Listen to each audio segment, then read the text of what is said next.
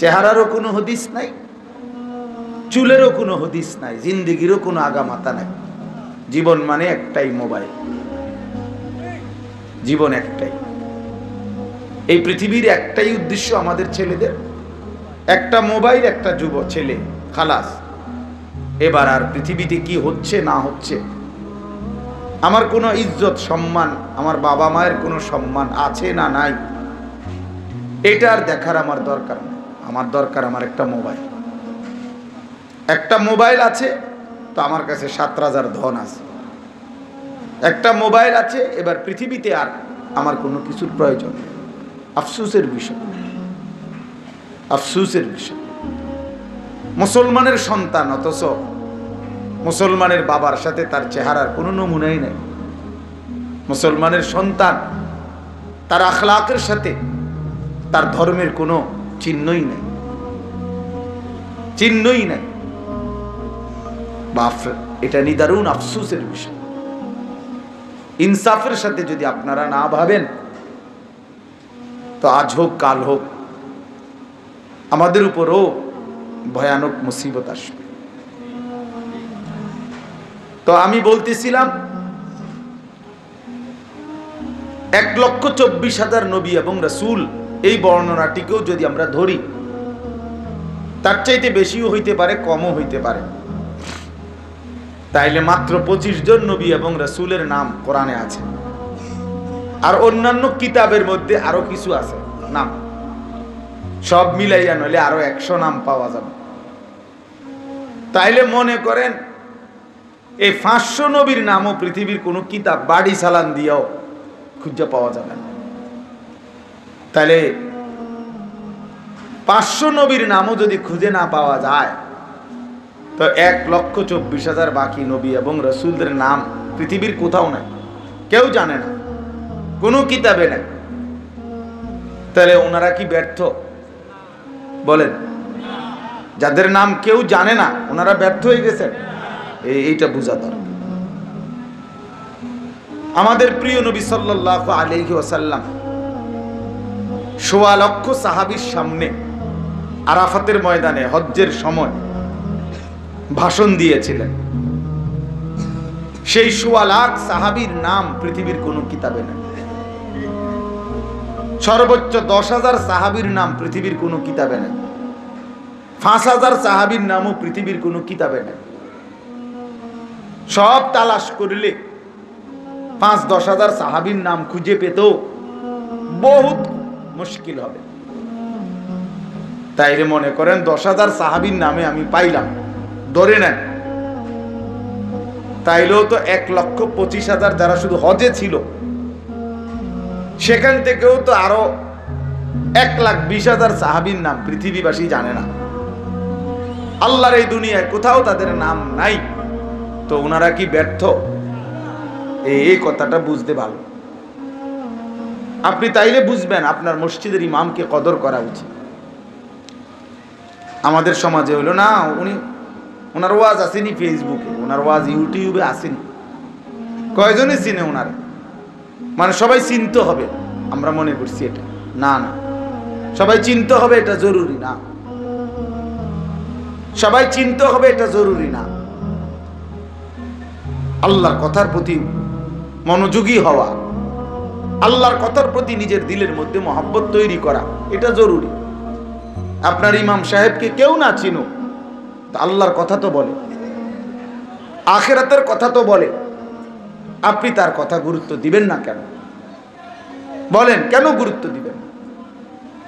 এই জন্য ইনসাফের সাথে মহব্বতের সাথে আমার এটা অনুরোধ রইল, নিজ নিজ মসজিদের ইমাম সাহেবকে কদর করবেন। একজন ইমাম সাহেব বছরে 52 সপ্তাহ, এক বছরে বয়ান করে, মানে এক বছরে জুমা হলো মোট 52টা। তাহলে 52 জুমা উনি আল্লাহর কথা বলেন। আপনি যদি মনোযোগী হতেন, আন্তরিকতা নিয়ে শুনতেন, আল্লাহর কসম আমার দিল বলে জিন্দেগি পরিবর্তনের জন্য ইমাম সাহেবের ওই বয়ানই যথেষ্ট। কিন্তু আপনি তো সিদ্ধান্ত নিয়ে নিছেন, আপনি শুনতেন না, এই জন্য হুজুর বদলাইয়া লাভ কি? হুজুর মনে করেন এখানে অনেক হুজুরের নাম, আমি সহ অনেকের নাম। আমার ছোট ভাই বয়ান করলো, তাইলে এখন আরো হুজুর আনলেন, একেবারে চাঁদের দেশের থেকে একটা বড় হুজুর আনলেন, মনে করেন ট্রাকে কইরা বিশাল হুজুর, 300 কেজি ওজনের একটা হুজুর আনলেন, আইনা এটা বসাইলেন মনে করেন। তো হুজুর তো আসছে বিরাট মোটা তাজা হুজুর, কিন্তু আপনি সিদ্ধান্ত আপনি কোনো বিড়িখানা ছাড়তেন না, তো হুজুর বদলাইয়া লাভ কি বলেন? আপনি তো আজকে 60 বছরে আপনার কলজার ভিতরে কেউ ঢুকাইতে পারলো না এই কথাটা যে বিড়ি খাওয়া, সিগারেট খাওয়া এটা একজন মুসলমানের জন্য উচিত না। তাহলে আপনার পরিবর্তন কিভাবে হবে? হুজুর বদলাইয়া লাভ কি হবে বলেন? বক্তা বদলাইয়া লাভ কি হবে? আপনি তো 70 বছর বয়স, 60 বছর বয়স, এখনো চা দোকানে নারী, নর্তকী, নাটক, সিনেমা, টেলিভিশনের নাচ গান না দেখলে আপনার রাতের খানা হজম হয় না।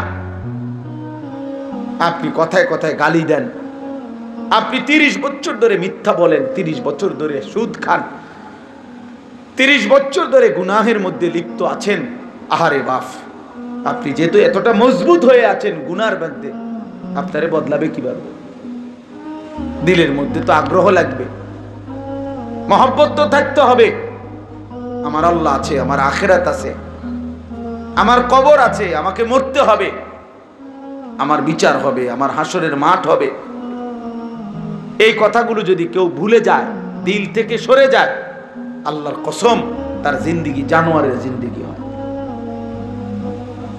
তার জীবন জন্তু জানোয়ারের জীবন হয়। কোরআন শরীফের সূরা হাসরের মধ্যে এই কথা স্পষ্ট আছে। আল্লাহ তাআলা বলছেন, ওয়ালা তাকুনু কাল্লাযীনা নাসুল্লাহা ফাআনসাহুম আনফুসাহুম। আল্লাহ বলে, ঈমানদার তুমি আমি আল্লাহকে এই পরিমাণ ভুলে যেও না। যদি বেশি ভুলে যাও তো একদিন আমি আল্লাহই তোমার নিজেকে ভুলাই দেব। তোমার আত্মপরিচয় তুমি ভুলে যাবা, নিজেকে ভুলে যাবা যে তুমি মুসলমান, নিজেকে ভুলে যাবা তুমি তোমার যে কবর আছে, হাসর আছে, আখিরাত আছে, মিজান আছে, ফুলসিরাত আছে, বিচারের মাঠ আছে।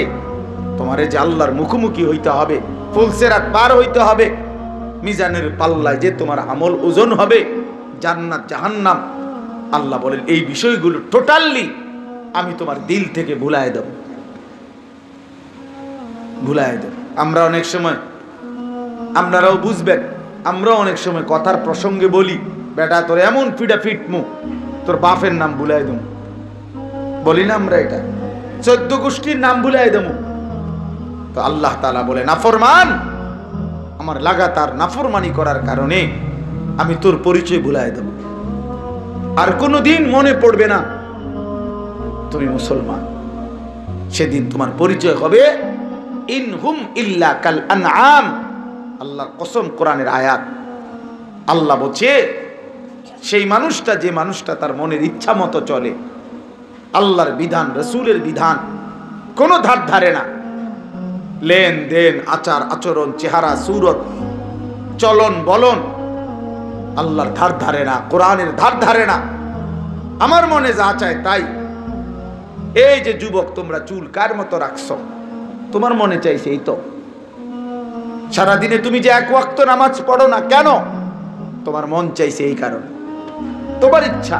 ইউর উইশ ইউর লাইফ, অথবা ইউর লাইফ ইউর উইশ, তোমার জীবন তোমার চয়েস।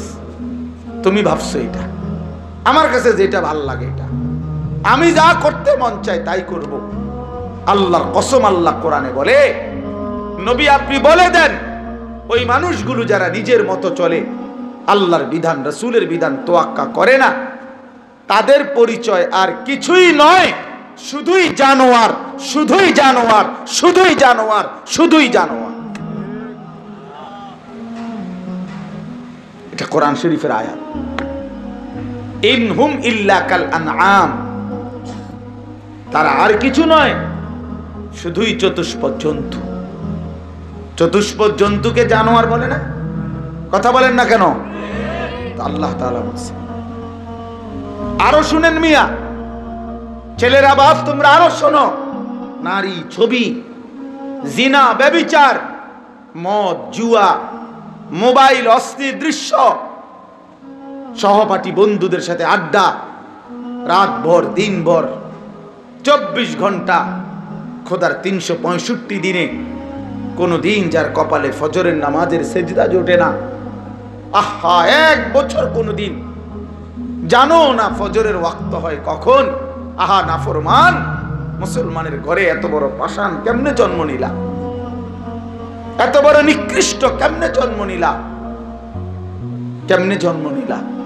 আল্লাহ কোরআনে স্পষ্ট বলছে সূরা আরাফের মধ্যে, ওয়াত্তাবা হাওয়াহু ফামাসালুহু কামাসালিল কালব।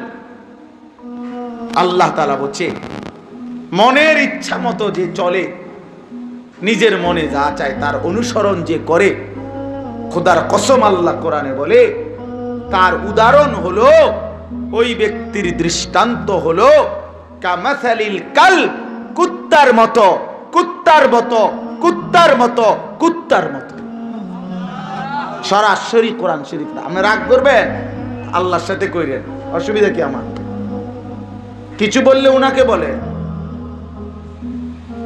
কামাসালিল কালব। এখানে মাদ্রাসার হুজুর আছে, মসজিদের ইমাম আছে, আপনি একজন আপনার পাশের আলেমকে জিজ্ঞাসা করে দেখেন, এক্ষণ জিজ্ঞাসা কালব অর্থ কি, ওই বাচ্চা করে জিজ্ঞাসা কালবুন অর্থ কি? কুত্তা। কালবুন অর্থ কি? কুকুর। আল্লাহ বলছে, এজন্য যুবক ভাই মনে রাখো, নওজোয়ান মনে রাখো, পরিচয় শোনো তোমার, সেজদাবিহীন যেই যুবক যার কপালে সেজদা নাই, তোর জীবন কুত্তার জীবন। হ্যাঁ, এরপরে যদি হাসো তো হাসো, অসুবিধা কি?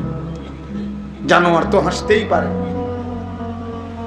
এরপরেও যদি ভাল লাগে যে না মাশাআল্লাহ আমার একটা দারুণ শব্দে পরিচিত করে দিয়েছে, এজন্য আমি খুশি, তো ঠিক আছে, খুশি, ঠিক আছে, অসুবিধা কি? কিন্তু আল্লাহ তোমার পরিচয় দিছে মনের ইচ্ছা মতো। 30 বছর মুসলমান সুদ খাইতে পারে না, মুসলমান লাগাতার হারাম করতে পারে না। বাপ, এরে মুসলমান বলে না, এরে মানুষ বলে না। ভুল মানুষের হবে, গুনাহ মানুষের হবে, আমারও আপনারও অপরাধ হবেই, গুনাহ হবেই। একটা হলো গুনাহ হওয়া, আর একটা হলো গুনার উপরে লাগাতার চলতে থাকা। পিছলা তো যে কেউ খাইতে পারে, কিন্তু এর মানে কি? এর মানে আপনি আজকে এটা এখান থেকে আমার বাড়ি ওইখানে আধা কিলো, এখানে আমি গত 3 বার পড়লাম, এর লাগে বুঝি কি আমি প্রত্যেক দিন এখানে পড়বো? যে কোনো মানুষই তো বলবে, কিরে তোর কি কোনো আক্কল নাই? তোর বাড়ির রাস্তাটা তুই আজ এত দিন চলাফেরা করস, তুই যে প্রত্যেক দিন উষ্টা খাস কেন? তুই বোঝস না এখানে একটা কাঁথা আছে? এটা বলবে কি না বলেন না কেন? তাহলে গুনাহ আমারও হবে, আপনারও হবে, আমারও হবে, আপনারও হবে। এক তো হইলেও গুনাহ হয়ে গেছে, আমি আবার তওবা করে নিছি, আবার এটা ছেড়ে দিছি, আবার আগের মতো আমল করতেছি। আর একটা হলো লাগাতার 30 বছর মিথ্যা, 20 বছর ধরে সুদ খায়, প্রতিদিন ওজনে কম দেয়, প্রতিদিন 2 নম্বরই ব্যবসা করে, মহিলা প্রত্যেক দিন বেপর্দা। হায় মুসলমান, প্রতিদিন আপনার ঘরে রঙিন টেলিভিশন চলে, নাচ গান, নাটক, সিনেমা, জিনা, ব্যভিচারের দৃশ্য। আপনার কথায় কথায় আপনি প্রত্যেক দিন গালি দেন, আগ করলেই আপনি গালি দেন। আপনি টেলিভিশন, নাটক, সিনেমা ছাড়া আপনার বিকাল সন্ধ্যা কাটে না। ছেলেটা সারাদিন মোবাইল, ছেলেটা সারাদিন নারীর ছবি, অস্থির দৃশ্য, লাগাতার প্রতিদিন বেনামাজি, মেয়েটা প্রতিদিন বেপর্দা। এটা তো শুধু গুনাহগার না দোস্ত, এটা শুধু পাপী না, এটা গাদ্দার, এটা গাদ্দার, এ সীমালঙ্ঘনকারী, এ বাড়াবাড়ি করছে, এ আল্লাহর সাথে বিদ্রুপ করে। আপনি নিষেধ করেছেন, আমি করবই। আপনি হারাম করেছেন, আমরে দেখাই দেব, আমরে দেখ, আপনি সুদকে হারাম করলেন কেন? আমি খামু, আপনি কিনতেন পারেন। আল্লাহ বলে আইসো, কিনতে পারি। কাল্লা সাউফা তা'লামুন, খুব দ্রুতই কবরে আসলে তোমার আমি জানাবো আমি কি করতে পারি। আমি এখনো পারি বান্দা, কিন্তু আমি বড় রহমকারী, আমি বড় মেহেরবান। আমি অপেক্ষায় থাকি হায়াত থাকতে আমার বান্দা তওবা করে কিনা। আমি অপেক্ষায় থাকি কোনো রাত গভীরে আমার বান্দা এক ফোঁটা চোখের পানি ফেলে কিনা, পেছনের গুনাহ ছেড়ে দেয় কিনা। এই জন্য আমি নগদ শাস্তি দেই। কোরআন শরীফে আছে বাপ, আল্লাহ বলছে বান্দা আমি যদি চাইতাম নগদ শাস্তি দিতাম।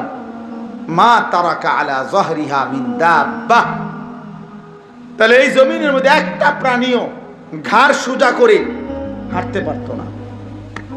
যদি একদিন রাত্রে আজকের গুনার কারণে আমারে আপনারে ফেরেশতা দুইটা টানা ছটকনা দিত ঘাড় ছাইয়া, তাহলে আর কোনোদিন ঘাড় সোজা করতে পারতেন না,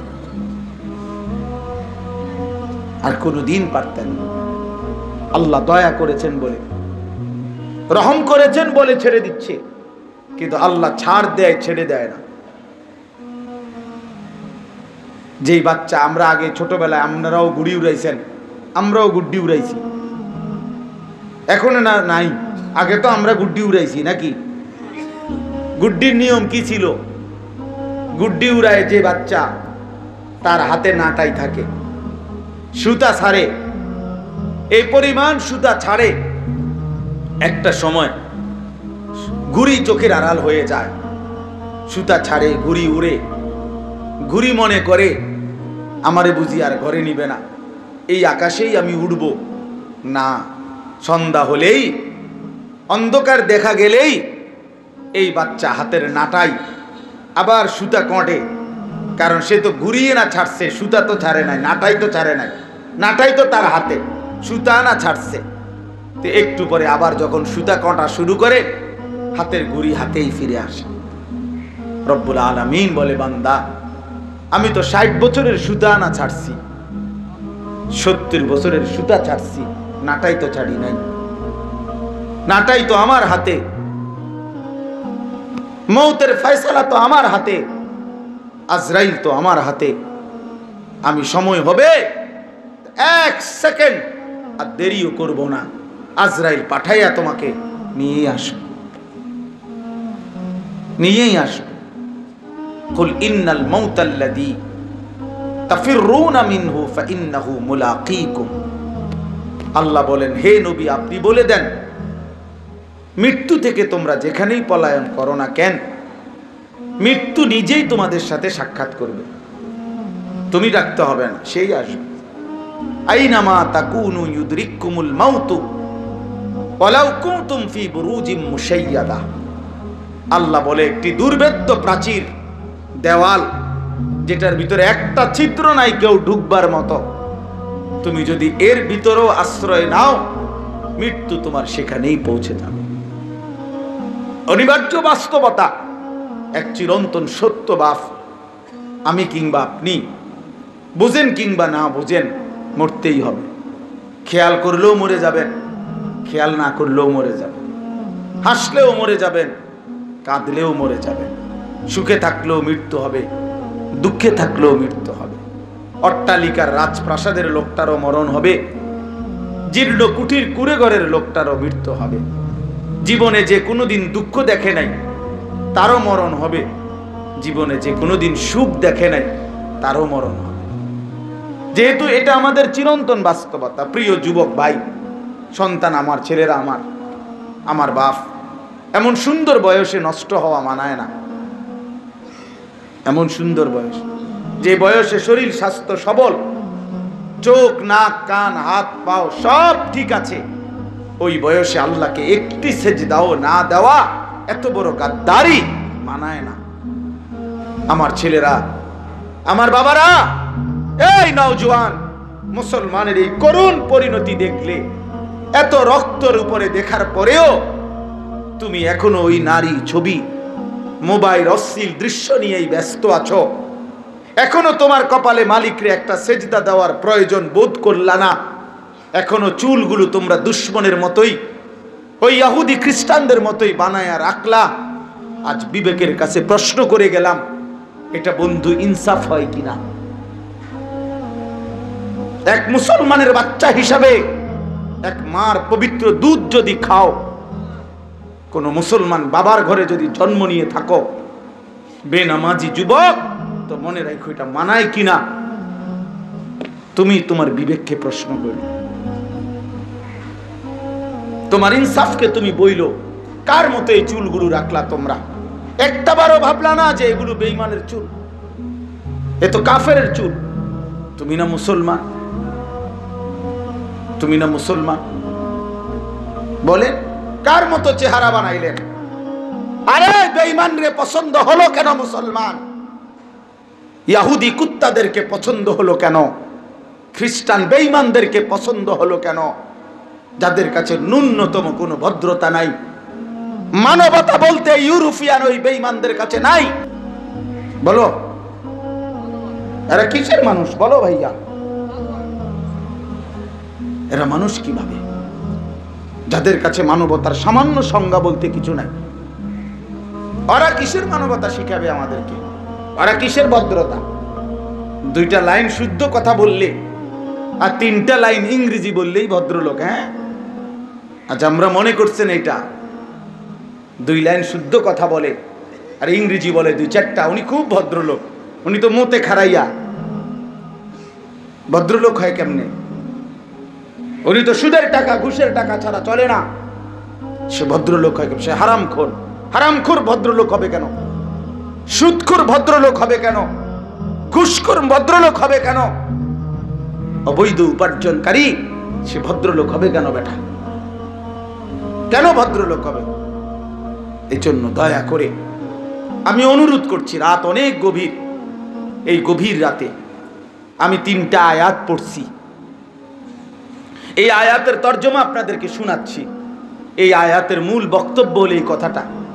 আল্লাহ তাআলা বলছে, বান্দা, মুনাফিকের চিহ্ন আমি বলে দিয়েছি, তুমি নিজেকে মুনাফিক বানায়ো না।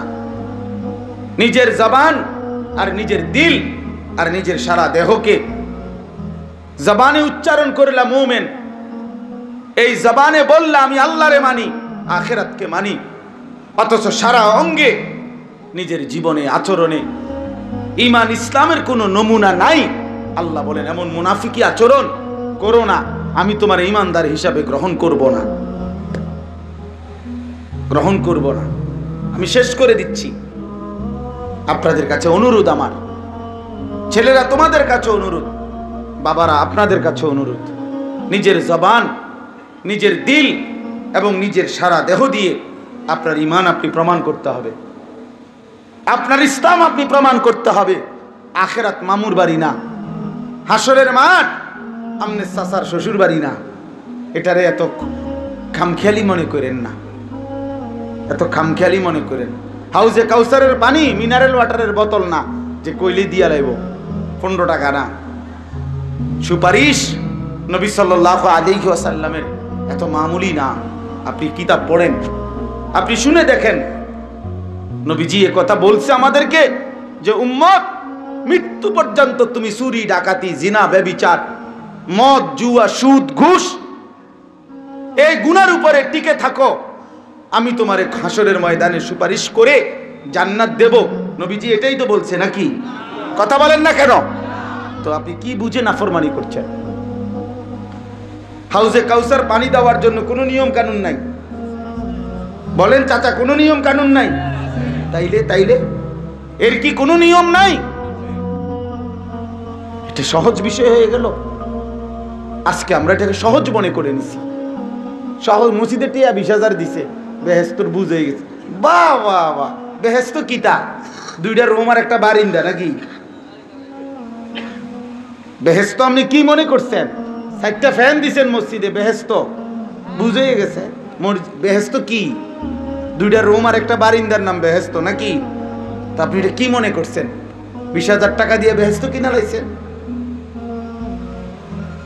হ্যাঁ, 90 বছরের বুড়া মিয়া সারা জিন্দগির গুনাহ থেকে ছুটের তওবা করার নিজের কোনো নামও নাই, খবরও নাই, বুড়া হয়ে গেছে, বাঁকা হয়ে গেছে, এখনো বিড়ি খায়, এখনো কথায় কথায় গালি দেয়, এখনো রঙিন টেলিভিশনে সাদওয়ানে বইয়া থাকে। আর যেদিন অসল হইয়া যায়, লম্বা হইয়া চিত্তিয়া যায়, একবারে দম টানে, এবার হুজুর আনছে 200 টাকা দিয়া, টিয়া 200 দিয়া হুজুর রে কইতে, হুজুর আব্বারে গুদ্দু তোবা পড়াইয়া দেন, এই টাকা 200 দিয়া বেহেশতটা বুঝাইয়া দেন। বাহ, বেহেশত ইমাম সাহেবের আব্বার সম্পত্তি। হ্যাঁ, ইমাম সাহেব বেহেশত টেন্ডার নিয়ে নিছে। আপনি কি ভাবছেন আখিরাতে তো মামুলি না, আখিরাতে তো মামুলি না। আমার শায়েখ আল্লামা মুফতি মুশতাকুন নবী সাহেব বলে, আখিরাত এত কঠিন না যে আমল করলেও পাওয়া যাবে না, আবার এত সহজও না বিনা আমলে মিলে যাবে, বিনা আমলে মিলে যাবে। দয়া করে ভাবতে শিখেন, দয়া করে ভাবতে শিখেন, দয়া করে ভাবতে শিখেন।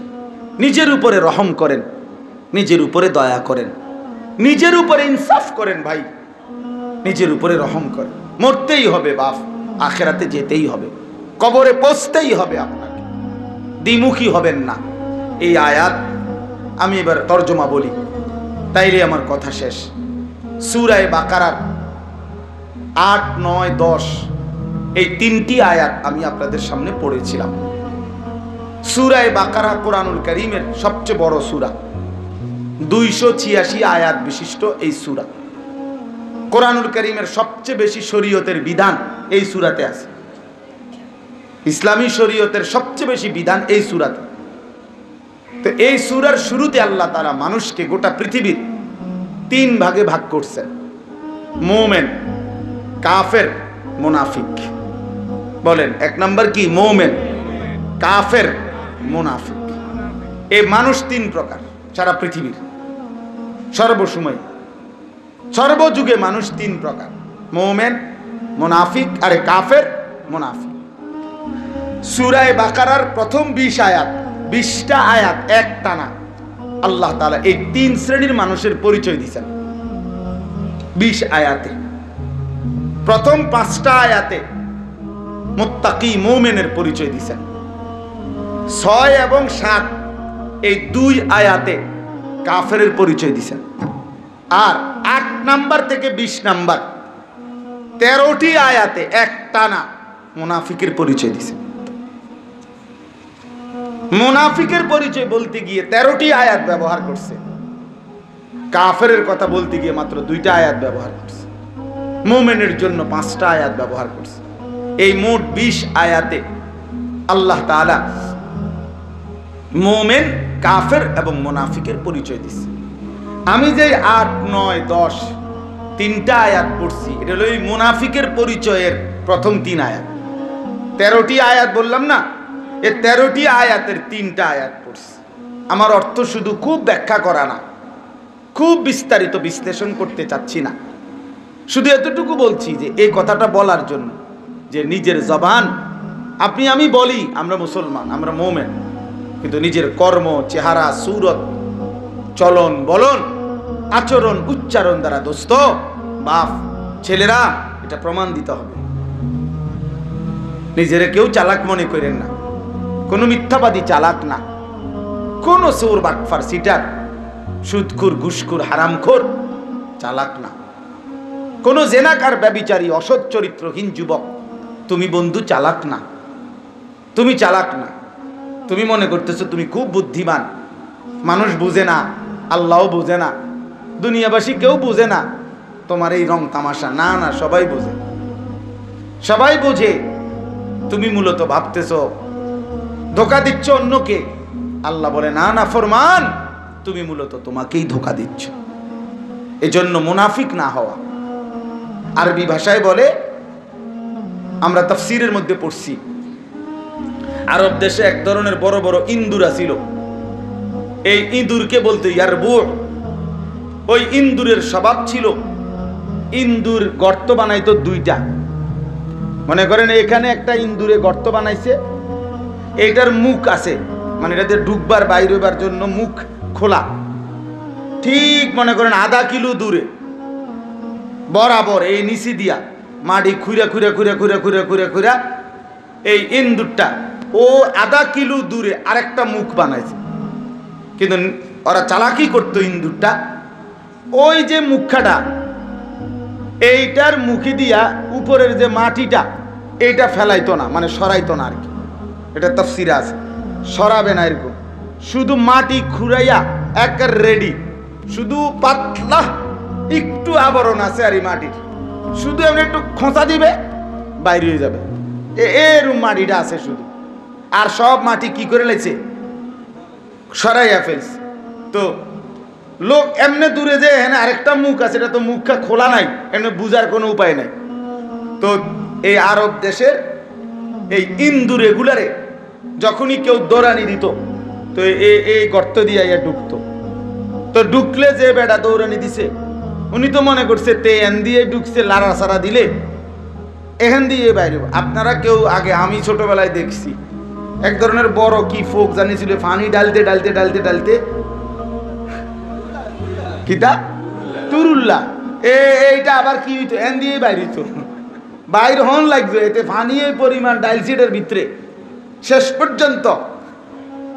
আমরাও দেখছি ছোটবেলায় এইগুলো এমনি বাইর হইতো, এন দিয়ে বাইর হইতো।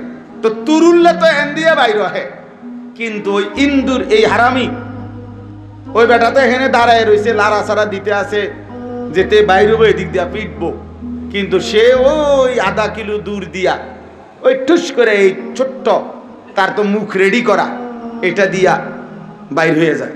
তখন এই লোক ওইখানে তাকায়, যখন দেখে যে হে এদিক দিয়া বের হয়ে গেছে গা দৌড়, তখন আরবরা বলতো না ফাকালিয়ার বুড়, হায় হায় ইন্দুর মুনাফিকি করলি, কি করলি, মুনাফিকি করলি, তুই আমারে বুঝাইলি তুই এদিক দিয়ে ঢুকছ, এদিক দিয়ে বাইরিবি, তুই যে আবার এদিক দিয়ে বাইরে গেছ, এটা তো আমি বুঝছি না, তুই তো আমার লগে ভাটফারি করলি।